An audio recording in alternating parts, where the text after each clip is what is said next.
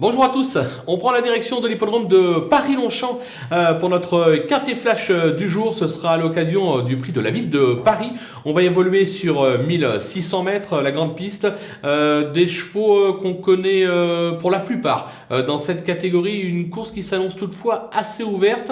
Quelques bases qui semblent assez solides. Derrière, pour les outsiders, il va falloir tout simplement être, comme souvent, très bien inspiré.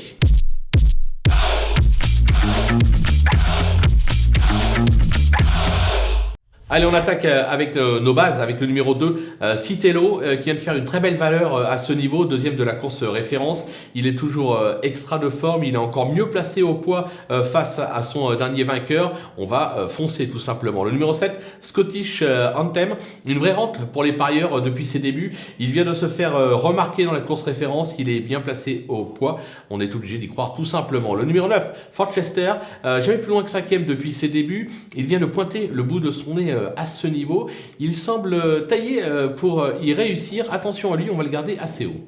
Les opposants avec le numéro 13, Yes Forever, façonné en province, il n'a encore jamais déçu. Il se plaît sur la distance. Il monte certes de catégorie, mais pourrait bien s'y révéler. Il ne faut pas le négliger. Le numéro 5, Lady Pink, qui n'a pas été ridicule dernièrement dans la course référence. Elle reste perfectible. Le handicapeur a fait un geste et elle dépend d'un entraîneur redoutable. J'y crois. Le numéro 4, Wazim, son récent échec comporte des excuses.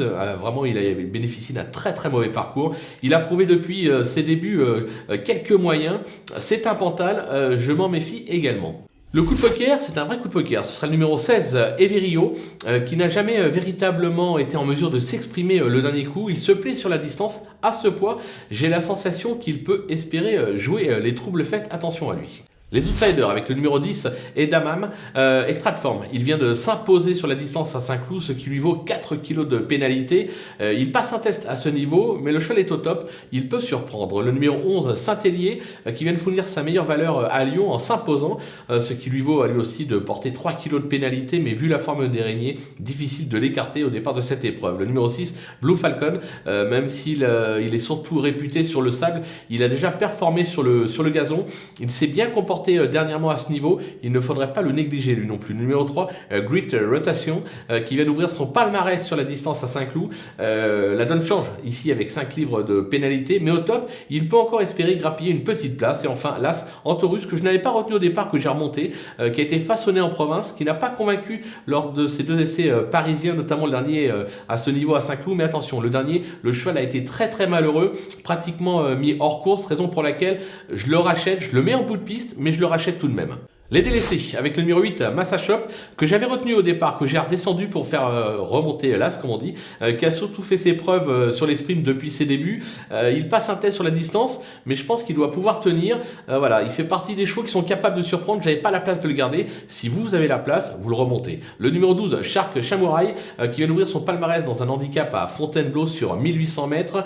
Ça se corse à ce niveau, surtout sur cette distance. Je pense qu'il préfère un petit peu plus long qu'un petit peu plus court, raison pour laquelle, sans emballement, je préfère l'écarter. Le 14, Red Crazy, qui est plutôt constant, mais c'est à réclamer qu'il gagne l'essentiel de ses gains ces derniers mois. Pas sûr qu'il puisse viser plus haut, et pourtant c'est Stéphane Pasquier qui lui sera associé. On peut pas garder Stéphane à chaque fois. J'espère que qu'il m'en voudra pas, et surtout j'espère que je ne vais pas m'en mordre les doigts, mais je l'élimine. Le numéro 15, Mr. Goodnight, qui a franchement déçu ces derniers temps et qui semble surtout performant sur le sable.